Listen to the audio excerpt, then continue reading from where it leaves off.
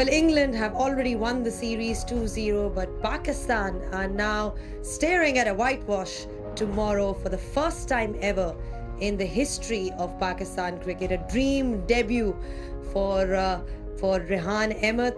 The story tells you that his father's quite emotional with everything that's gone on, all the struggle that we've seen from him. It's been a fantastic debut indeed. Well, this is what it looks like. Pakistan made 304 in response. England were bowled out for 354 runs. From a Pakistan perspective, their batting was weak. They were bowled out for 216, and England seemed to be in a rush today to chase it down. They now need 55 runs to win. Hello and welcome to the Inverex Solar Energy Pitch Side Show. Now, England are staring at that whitewash, of course, for Pakistan. A lot of disappointment all round for Babar Azam as well. But I guess England are going to be mighty pleased going back because they've already won the series. But to win 3-0 is going to be pretty epic. I've been joined by Bazid Khan and an unusually chirpy Nasser Hussain. Nas, thanks for joining us at the Pitch Side Show. Question to you, when you were boarding that flight from England, did you ever think that England is going to whitewash Pakistan in Pakistan for the first time ever? No, absolutely not, because history tells you that it's a very difficult place to win, really. England had won 2 test matches out here. They'd only lost 2, but they'd only won 2. There's a lot of draws in there. So you look at that Australia series, I thought England would win it. I said it at the time. I just thought England had too much, and the brand and style and the momentum they had under McCullum and Stokes, I thought they would win it 1-0, 2-0. If they go on, there's still a bit of cricket left here. If they go on and win 3-0 tomorrow, that will be a serious achievement for Stokes and his team. Not because of the batting. I always thought Bazball on these pitches would be successful, especially with no Afridi, no Naseem Shah after the first test. Getting 20 wickets on these surfaces, to do that 3 times running, that's quite brilliant. You spoke about Bazball. It seems like the flag bearer of Bazball has been Harry Brook. You know, we saw that masterclass by you at the top as well.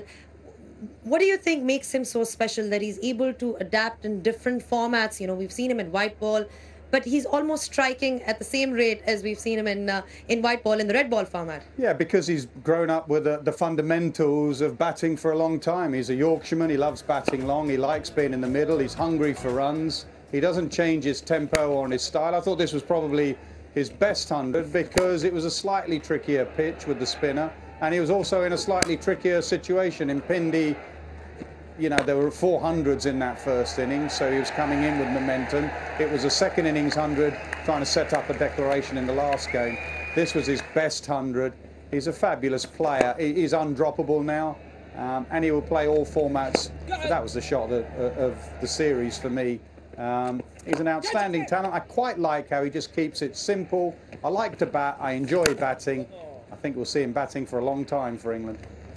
Somebody like Rehan Ahmed, I mean, is it premature to say that England have found a second spinner in the form of Rehan Ahmed at this point of time? I think we mustn't go over the top. If he had bowled poorly here, I don't think we should have said, oh, what a useless selection, why have we picked Rehan Ahmed? And if he's bowled well, we mustn't say, well, he's the next Shane Warne. He's somewhere in between. He's still learning his craft, but I tell you what, getting Babar Azam out, getting Mohammad Rizwan out, and getting Pfeiffer on debut here in Karachi with your old man watching, with all the history of the old man and mum and dad and family. He said the other day on debut was his best day of his life. I think you've just beaten that round. It's such a good story. Forget what he's got in the future. He's still a work in progress, but it is such a good story for him and English cricket. From a Pakistan perspective, Bazid, I mean, extremely disappointing result. They've already lost the series. And even from somebody like Babar Azam, you know, him as a captain, I think he'd be really disappointed. I mean, what's been the most disappointing thing for you from whatever you've seen in the series so far for Pakistan? Well, the most disappointing thing for me is not the result in the end. Yes, the result's very disappointing, but the fact of the matter is that England defined the way the test would go. Every time England defined the way it was going to be played. That is something I've never seen before. For one side to actually decide how the test will play out or how every session will be played out is phenomenal. The way that they've imposed themselves on the test series, that Rawalpindi test match, I don't think any other side would have been able to win that. But for them to do that, Pakistan didn't have anything to counter them throughout the series. We say that Multan test was very close, but again, that first day the ball was spinning and they got to 280, which I thought was a very good score. So Pakistan not being able to then come back or counterpunch them, that is the most disappointing part of it all. Nas, you said on commentary that, Babar Azam's captaincy, you spoke about that, how it's been slightly more disappointing from a Pakistan angle. But what's been lacking for you when you see him as a leader out there? Listen, I think Babar Azam is a fine captain. I'm not saying they should change from Babar Azam. Don't change unless you can change for the better. What I'm saying is that Ben Stokes has captained and out-captained him in this series. Make no mistake of that. Ben Stokes has been proactive. He's been changing his bowlers. He'll do things out of the box. Small things with his field settings. He'll keep his fielders up for Leach and set his fielders back for Rayan Ahmed. Babar keeps his fielders out for a lot. There was a top edge sweep when Brook went from 49 for 51 and Fahim Ashraf was right on the boundary. Stokes would have had him 20 yards in. The catch would have been taken. Root bowls up front earlier this after tea. Root gets the wicket. Fahim Ashraf. Babar doesn't turn to his part-time spinners at any stage. It was just two bowlers, two spinners. His hands have been tied behind his back because his talismanic bowler has Shaheen Shah Afridi. We saw that against Australia. We see that in these conditions. He's the man. He's the heartbeat of the side. He's not been there. So don't judge a captain just on results. Judge him also on what he's had available to him. So I think Babar can learn. Like a batter, you can learn. As a captain, you can learn as well. You can always improve. Look how Stokes has been going on about it. I learned from Stephen Fleming. Everyone used to say to me, I learned from Australia. Australia had Warner McGrath. They had Gilchrist and Mark Waugh and Steve Waugh and Langer and Hayden. I learnt from Stephen Fleming. Why is New Zealand, with the squad they've got, keep playing everyone and beating everyone and winning, going through to ICC semi-finals? What's Flem doing so well? So always try and learn, even as a captain. Apart from captaincy, what do you think has been the downfall in this Pakistan side? What has brought them here? It's a good question. It's a combination of things. Obviously, injury with fast bowlers. Fast bowlers are like gold dust, so those two injuries were massive. Harris Ralph as well. I'm not sure Pakistan have selected properly as well. Abrar Ahmed, how can Abrar Ahmed not play the first game? Anyone with a bit of a cricket brain should know the mystery of the lad for a start, will get you a couple of wickets. So Abrar had to play that first game. But just the batting lineup, I'm not a massive fan of bits and pieces cricketers. Test match cricketer, you have to do one discipline well. Either the batting or bowling. One of them, you have to be a genuine player in. So Pakistan have tried to fill in the gaps with 6, 7, 8 that bat a bit, bowl a bit. And at this level, they get found out. Baz, just touching upon what Nas said, just in terms of selection, you brought in Fahim Ashraf as an all-rounder, genuine all-rounder, but he ended up bowling only, 3 overs in the whole game. Yeah, you look at Fahim Ashraf, you look at Salman Agha, you're playing him as a batting all-rounder. He doesn't get a bowl sort of today before he bowled 11 overs in 2 test matches, so that's barely enough. That's not even touching the surface. It is a problem. I think the resources that Babar had, or he didn't use them either, and then the selection yo-yoed really. You went sort of 3 all-rounders in that Multan test, and then you went back. So the selection also yo-yoed. And the other thing that I feel Pakistan now has to look at is depth. He's talked about Shaheen Shah Afridi. Yes, Shaheen Shah Afridi is not available, but then who do you go to? First test match, you have 4 debutants, 3 of them bowlers, and these bowlers. So Muhammad Ali has come off a back of couple of really good seasons. But then you think, on these pitches, do you need pace? You look back at first-class cricket, is there anybody who's putting his hand up? No. So the depth is what matters. There's just one more thing I'd like to add. It's very bittersweet. If tomorrow Ben Stokes wins, it'll be so bittersweet for this man on my left. His only claim to fame was a series victory in the dark in Karachi. But the upside is that this is the last day I'll see you for a very, very long time. Correct. Just brought that in once again. Nice one, Nas. Nice one. key takeaways for you from this tour? Obviously, we've had a lot of fun off the field as well. Yeah, it's been thoroughly enjoyable. I think you've called me Mr. Miserable off the field for the last couple of days. I've absolutely loved every second of it. Honestly, we've had so much fun. We've had fun in the combox, but just generally in and around the hotels. I cannot tell you the amount of people that come up to you and say, you know, thanks for coming over, as if it's not a job, it's not a chore. It has been great fun. We've waited 22 years, myself and Athers. It has been brilliant, and the cricket's been really good as well. So thoroughly enjoyed it. I hope we come back much more often than we have. I hope a load of countries come out here, because Pakistan is a great cricketing nation. Well, we've also got another highlight of the tour for you, which we've lined up, of course, apart from all the memories that we've had. I think, Baz, this one, the masterclass by Nasser on how to play the short ball. I mean, this is just quite incredible, Baz. Yeah, he's been nicknamed Sir Don, and he's been doing masterclasses every day with the Rouge. Athers suggested that short ball masterclass was one of his best. This is how he plays it. So remember the sweep shots and whatever he's done, it puts so much doubt on that. I'm never trusting you or Atherton again, ever. Well, I think it's been a fantastic tour, and it's been an absolute pleasure having you, Nas, here. I'm sure the people of Pakistan are incredibly grateful. I know you said that you hear that a lot, but I think we're all really grateful. And absolute pleasure. She's speaking for herself.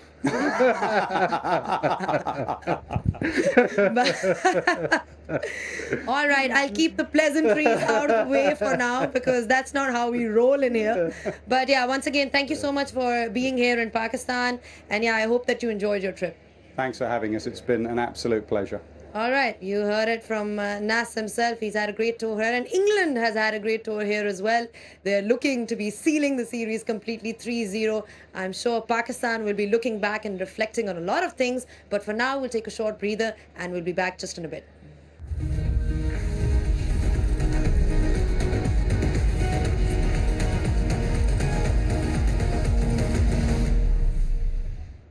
Welcome back to the Inverex Solar Energy Pit Side Show. Well, Pakistan are staring at a 3-0 defeat for the first time ever in Pakistan.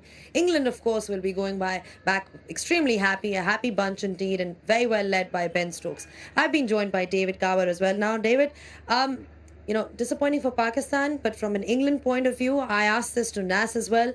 Did they ever expect, or did you ever expect, that they would be here in Pakistan and winning 3-0?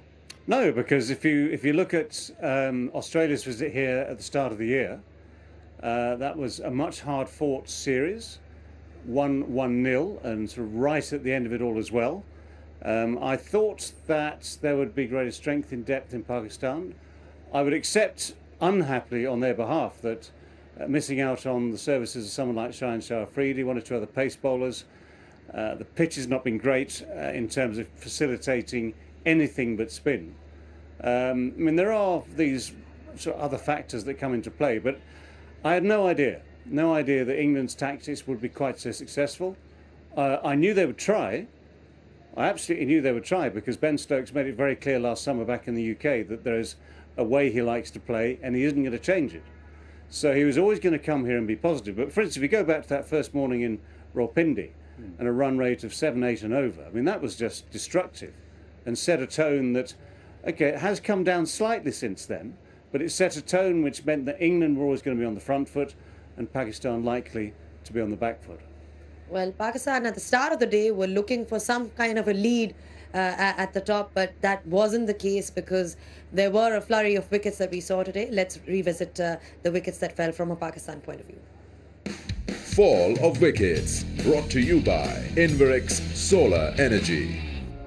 A decent opening partnership, got to 53, and then this reverse sweep, bottom edge onto the stumps, and then a flurry of wickets. Azhar Ali comes in. That's a beautiful delivery, and for a man in his last test to receive a Jaffa, he had to walk back, and then this has been a pattern where Asad Shafiq's been caught on the front pad with the ball sort of drifting back in, and then after a long time, almost the 42nd over of the day, Rehan Ahmed was introduced, and with a long hop he removed Babar, and then he went on a roll. This was a beautifully pitched leg spinner for Rizwan. The googly did for Saud Shakil's sweep shot, top edge, extra bounce with that googly. And it turned the game dramatically. Root comes on and he gets Fahim Ashraf with a drive through the offside. It's slight little nick towards Folks. Pure pace from Wood. He's softening up with a bouncer and then just beaten by max pace and crashing into the stumps. Then trying to hit this over the top was Wasim. Went as far as mid-off. And then the moment for Rehan, the top edge, caught it short.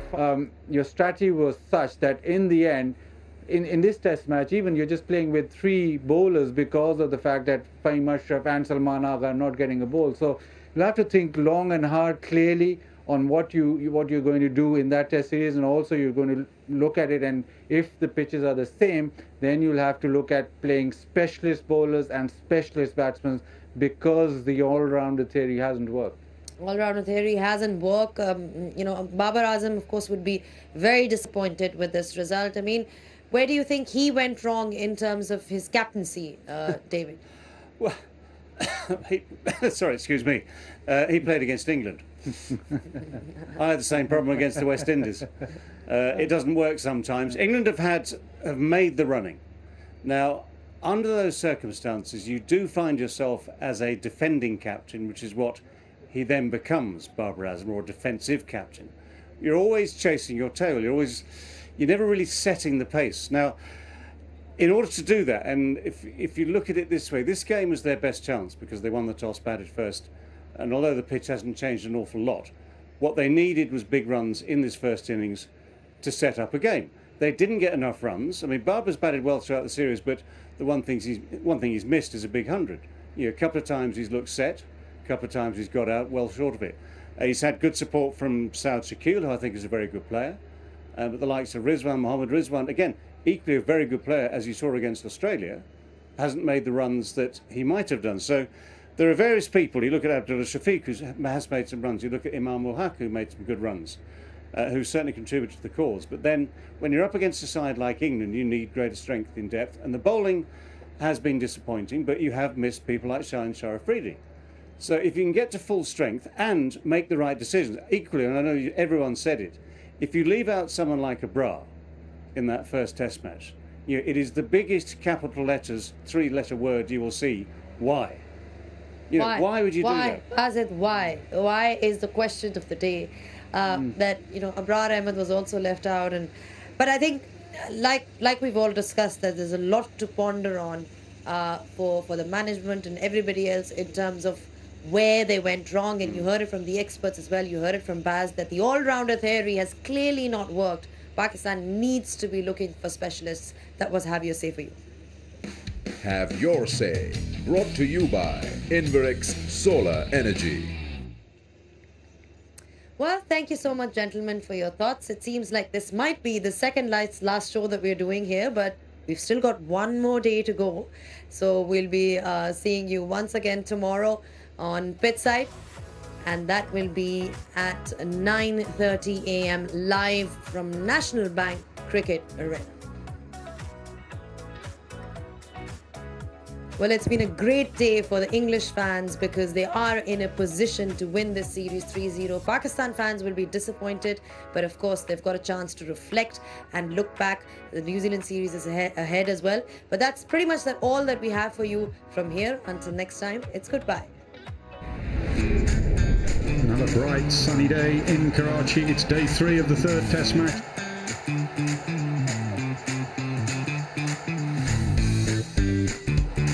Gone for the reverse sweep. England had their first wicket. Always bowled him. Sir Ali's time as a test match cricketer has come to a close. Close, very close. That's a good shot. Nicely timed.